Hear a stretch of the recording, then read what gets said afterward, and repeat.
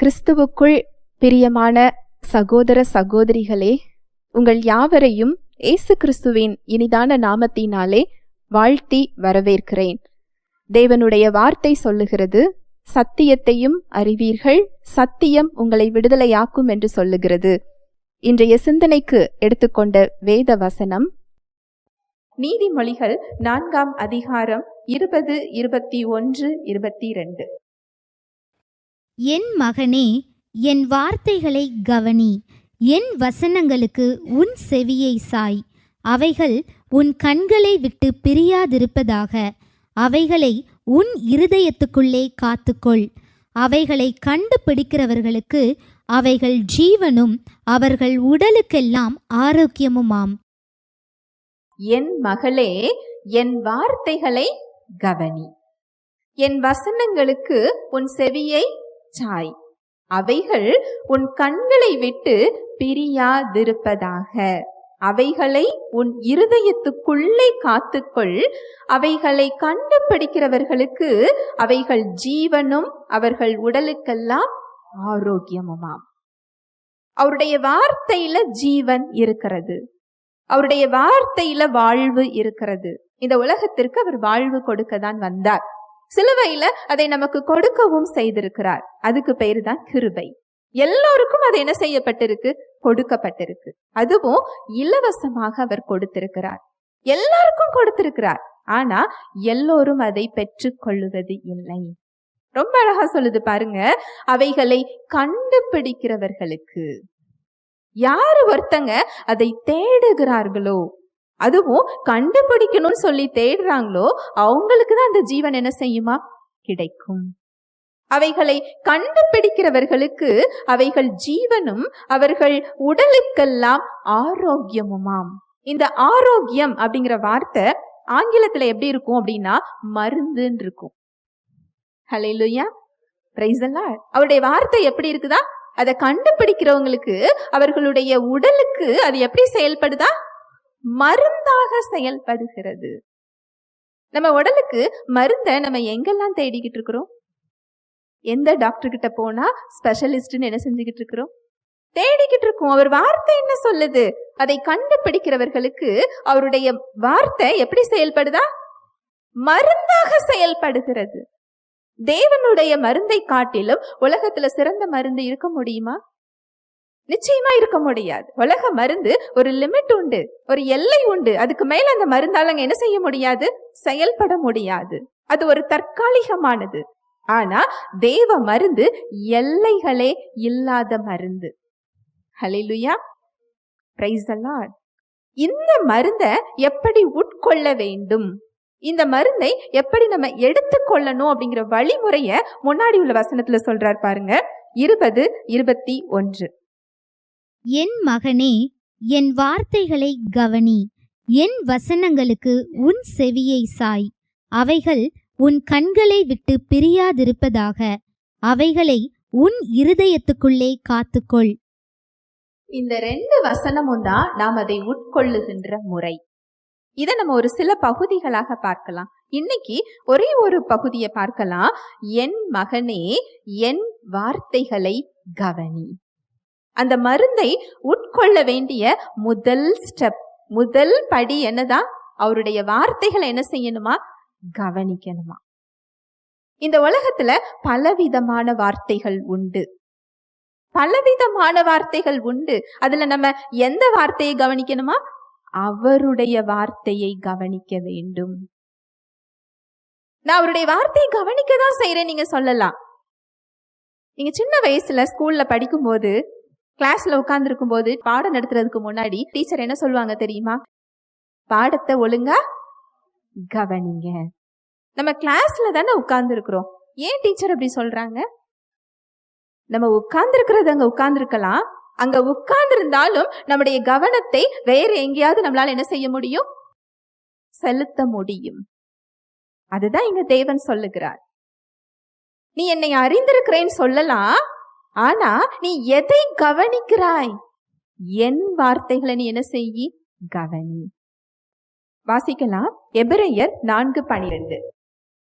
தேவனுடைய வார்த்தையானது ஜீவனும் வல்லமையும் உள்ளதாயும் இருபுறமும் கருக்குள்ள எந்த பட்டயத்திலும் கருக்கானதாயும் ஆத்துமாவையும் ஆவியையும் கணுக்களையும் ஊனையும் பிரிக்கத்தக்கதாக உருவ குத்துகிறதாயும் இருதயத்தின் நினைவுகளையும் யோசனைகளையும் வகையறுக்கிறதாயும் இருக்கிறது.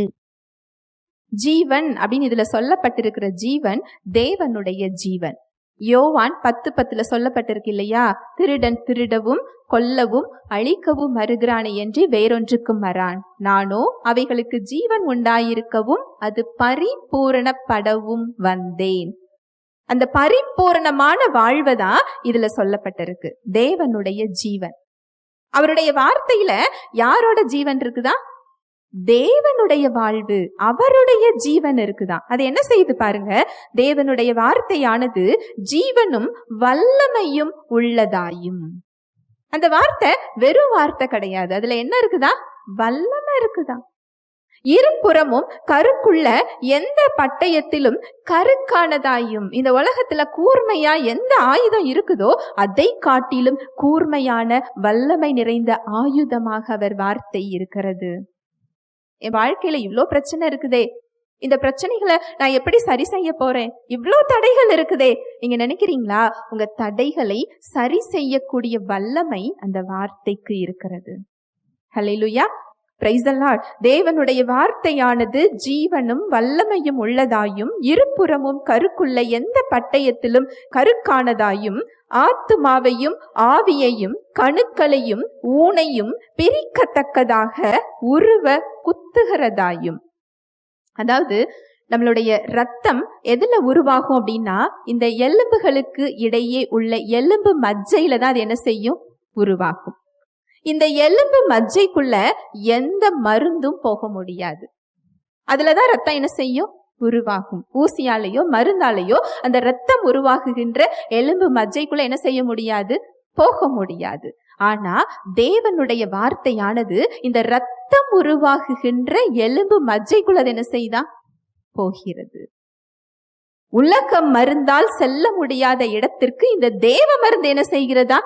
செல்கிறது. உலக வல்லமையால் செயல்பட முடியாத இடத்திற்கு இந்த தேவ வல்லமை என்ன செய்கிறது? செல்லுகிறது. ஏன்னா அது உள்ள இருக்கிறது தேவனுடைய வல்லமை. உள்ள இருக்கிறது மனிதன் கண்டுபிடித்த மருந்து அல்ல, தேவ மருந்து இருக்கு. உங்களுடைய உறுப்புகளை சரி செய்யக்கூடிய மருந்து, உங்க உறுப்புகளை உயிர்ப்பிக்கக்கூடிய மருந்து அந்த வார்த்தைக்குள்ள என்ன செய்கிறது? இருக்கிறது. ஹல்லேலூயா, பிரைஸ் தி லார்ட். என் மகனே, என் வார்த்தைகளை கவனி. நம்ம ஆண்டவராகிய இயேசு கிறிஸ்துவுக்கு இன்னொரு பெயர் உண்டு. என்ன பெயர் தெரியுமா? வார்த்தை. வாசிக்கலாம். யோவான் 1:1. ஆதியிலே வார்த்தை இருந்தது, அந்த வார்த்தை தேவனிடத்தில் இருந்தது, அந்த வார்த்தை தேவனாயிருந்தது. ஆதியிலே வார்த்தை இருந்தது, அந்த வார்த்தை தேவனிடத்தில் இருந்தது, அந்த வார்த்தை எப்படி இருந்ததா? தேவனாயிருந்தது. மறுபடியும் சொல்றேன், ஆதியிலே வார்த்தை இருந்தது, அந்த வார்த்தை தேவனிடத்தில் இருந்தது, அந்த வார்த்தையே எப்படி இருந்ததா? தேவனாயிருந்தது. 14வது வசனம். அந்த வார்த்தை மாம்சமாகி கிருபையினாலும் சத்தியத்தினாலும் நிறைந்தவராய் நமக்குள்ளே வாசம் பண்ணினார். அவருடைய மகிமையை கண்டோம், அது பிதாவுக்கு ஒரே பேரானவருடைய மகிமைக்கு ஏற்ற மகிமையாகவே இருந்தது. ஆதியிலே வார்த்தை இருந்தது, அந்த வார்த்தை தேவனிடத்தில் இருந்தது, அந்த வார்த்தையே எப்படி இருந்ததா? தேவனாயிருந்தது. அந்த வார்த்தை மாம்சமாகி கிருபையினாலும் சத்தியத்தினாலும் நிறைந்தவராய் நமக்குள்ளே வாசம் பண்ணினார். இயேசு கிறிஸ்துவுக்கு இன்னொரு பேர் என்னது? வார்த்தை. இங்க என்ன சொல்றாருன்னா, என் மகனே, இயேசு கிறிஸ்துவை கவனி. ஏன்னா மருந்து யாருதான்? இயேசு கிறிஸ்து தான் மருந்து. நீங்க இயேசு கிறிஸ்து யாரு? அவர் எதற்காக இறங்கி வந்தார்? அவர் என்ன செய்திருக்கிறார்? அவர் சிலுவையில் கொடுத்தது என்ன? ரட்சிப்பில் எனக்கு என்ன கொடுக்கப்பட்டிருக்கிறது? கிறிஸ்துவுக்குள் நான் யார்? இந்த வார்த்தைகள் உங்களுக்கு தெரியல அப்படின்னு சொன்னா வேதத்துல உள்ள மற்ற வசனங்கள் உங்களுக்கு பலன் கொடுக்காது. மறுபடி சொல்றேன், ஆண்டவராகிய இயேசு கிறிஸ்து யாரு? அவர் சிலுவையில் என்ன கொடுத்திருக்கிறார்? எதற்காக அவர் மனிதனாக இறங்கி வந்தார்? அவர் செய்தது என்ன? இரட்சிப்பில் எனக்கு என்ன இருக்கிறது? அவருடைய இரத்தம் எனக்கு என்ன செய்திருக்கிறது? கிறிஸ்துவுக்குள் எனக்கு எந்த இடத்தை அது கொடுத்திருக்கிறது? இந்த வார்த்தை உங்களுக்கு தெரியல அப்படின்னு சொன்னா மற்ற வசனங்களுடைய பலனை உங்களால முழுமையாக என்ன செய்ய முடியாது? பெற்றுக்கொள்ள முடியாது. மற்ற வசனங்களை நீங்க தவறுதலாக தான் புரிந்து கொள்வீங்க. அதனாலதான் அவர் சொல்றாரு, என் மகனே எதை கேளு? என்னுடைய வார்த்தைகளை கவனி. ஏசு கிறிஸ்துவ கவனிக்கணுமா? ஏசு கிறிஸ்து என்ன செய்திருக்கிறார் அப்படிங்கிற அந்த சத்தியம் உங்களுக்கு தெரியல அப்படின்னு சொன்னா அந்த வார்த்தையில் உள்ள மருந்து உங்களால என்ன செய்ய முடியாது? பெற்றுக்கொள்ள முடியாது. நானே வழியும் சத்தியமும் ஜீவனுமாய் இருக்கிறேன். தேவனுடைய வல்லமைக்காக காத்துக்கிட்டு இருக்கிறீங்களா? ஒரு சுகத்துக்காக காத்துக்கிட்டு இருக்கிறீங்களா?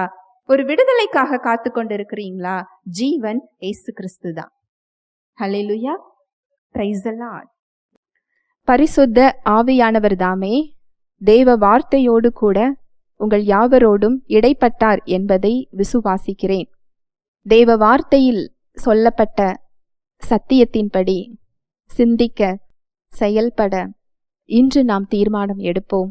தேவனுடைய கிருபையும் சமாதானமும் உங்கள் அனைவரோடும் கூட என்றைக்கும் இருப்பதாக. ஆமேன்.